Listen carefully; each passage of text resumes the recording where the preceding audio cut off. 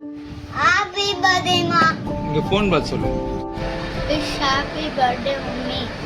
Happy birthday மைனா அத்தா. Happy birthday மைனா அத்தா. மயிலா, இனிய பிறந்த நாள் நல்வாழ்த்துக்கள் மயிலா, செல்ல மருமகளே. இனிய பிறந்த நாள் வாழ்த்துக்கள் மயிலாம்மா, வாழ்க வளமுடன்.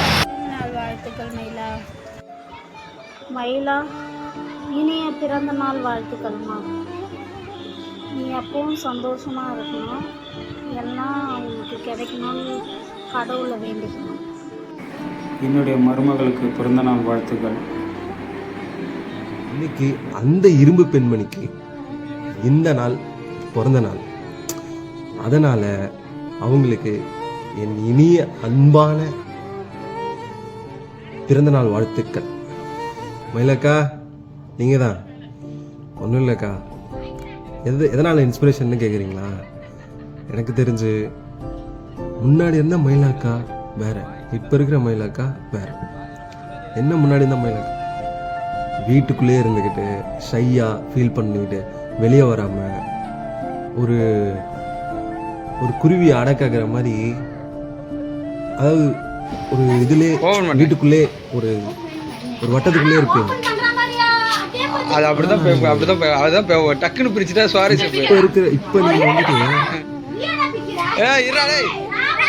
வெளியே வரீங்க, அண்ணன் கூட ஹெல்ப் பண்ணுறீங்க, இது இப்போ தனியாக வச்சு நடத்துறீங்க, கடை தனியாக வச்சு நடத்துறீங்க. இதெல்லாம் பார்க்கும்போது ரொம்ப நான் நினச்சிட்டு இருந்தேன், சொல்லி இப்படியெல்லாம் இருக்கக்கூடாது. ராம்கேலாம் எவ்வளோ சொல்லியிருக்காரு, இப்படிலாம் இருக்காங்கடா, வெளியே சும்மா சும்மா படுத்து தூங்காத, வீட்டில் இருக்காங்க, வா வெளியே வா, இடத்துக்கு போ, வா வெளியே போ அப்படின்வாரு. வேலை செய்ய வெளியே வந்துட்டு வேலை செய்ய வெளியே நிறைய சொல்லியிருக்காரு. ஆனால் அந்த நிமிஷத்துக்கு ஒரு இதுவா ஓகே கேட்போம், ஒரு நம்ம வெற்றிக்கு தான் சொல்றாரு அப்படின்னு நினைச்சு அப்போ ஃபீல் பண்றது உண்டு. ஜிம்முக்கு இல்ல, ஒரு 10 நிமிஷம் தான், அதுக்கு எனக்கு நல்லா தெரியும். சாரி ஓபன் பண்ண அந்த 10 நிமிஷத்துக்கு அம்மா தான் சொன்னாங்க சாரி. நம்ம அது நாளைக்கு நான் சொல்ற மாதிரி நம்ம பண்ணிருந்தா இப்போ நான் எப்படி தெரியும் உங்களை மாதிரி வெளியே வீட்டுக்குள்ளேயே இல்லாமல் வெளியே வந்திருப்பேன், வெளியே வந்து நல்லா எல்லாருக்கிட்டையும் பேசியிருப்பேன். இன்னொரு விஷயம், ஒரு ஷையாக ஃபீல் பண்ணாமல் இப்போ நீங்கள் ஒரு கட்ஸாக வெளியே வரீங்க தெரியுமா? கட்ஸாக வெளியே வந்து கடையை வச்சு தனியாக நடக்கும், அதெல்லாம் உனக்கு எல்லாருமே எல்லாம் ஹெல்ப் பண்ணுறீங்க. அதாவது நானே ராம்கே கொடுத்துறான் எப்படி நாங்கள் வந்துட்டு இவ்வளோ வெளியே வராங்க, வந்துட்டு இந்த அளவுக்கு உங்க கூட ஹெல்ப் பண்ணுறாங்க, அவங்கள எப்படி நான் சொல்லி மாற்றினேன் அப்படின்னு நான் கேட்குறேன். அவங்க மனசு தான் காரணம். ராகுல் வெயிட் பண்ண இங்க பாருங்க, பாத்திரம்லாம் ஏறிட்டு அள்ளி ஒரு வாரமா போட்டு சேர்ந்து உட்காந்து சாப்பிட்டு கிளம்பி எல்லாம் போயிட்டு வந்து கழுவிக்கலாம் அப்படின்னு நீங்கள் புரிஞ்சுக்கிட்டு போகிறோம். வெளியே வந்து இந்த அளவுக்கு பண்ணுறீங்க, அது எவ்வளோ பெருமையாக இருக்குது. சரியா? டைம் வருதுன்னா லேட் ஆயிரும், நமக்கு படம் பார்க்க முடியாது. நீங்கள் வரும்போது பார்ப்பேன், வண்டியை தள்ளி போகிறத பார்ப்பேன். டேப் போட்டிருக்கேன். ஒரு ரன் லேடி, ஒரு இரும்பு பெண்மணி மாதிரி ஃபீல் பண்ணுவாங்க.